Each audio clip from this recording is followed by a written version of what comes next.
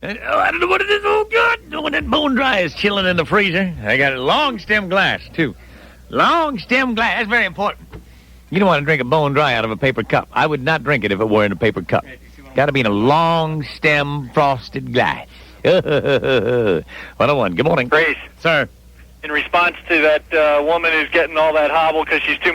Yeah, vaguely, yeah. All right, well, here's the story. I went to the beach this weekend, and to make a long story short, I'm not going to mention the name of the place or where it was at the beach, but I went to eat breakfast there, and I put my forks into my hash browns, just about ready to put it in my mouth, and what do I pick up out of that? A condom. Unbelievable. It was a condom in my hash browns. A spice condom, Grease.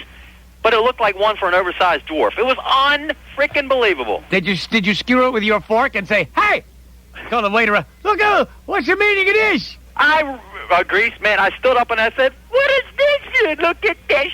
And everybody at the table said, sit down, sit down. I said, man, I'm not going to sit down when I got a condom in my hash browns. So what happened? Oh, I called the waiter over and I said, waiter, can you mind explaining what this is?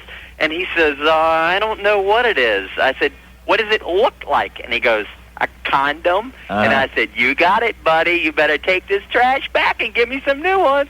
Well, needless to say, everybody else at the table, they didn't want to eat their breakfast, but he brought me a new plate, and I just chowed down. You know, I was hungry. You're a man, buddy. You're a man. Well, obviously what happened is they must have had a female chef, and she was using one of them long Idaho potatoes to gratify herself, and I guess she wanted to be safe, and she put a condom over that bad boy.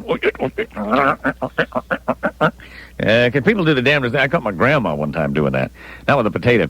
She had the mop handle, like a big old long mop, and on the end of it, she had a condom over that bad boy, and she was...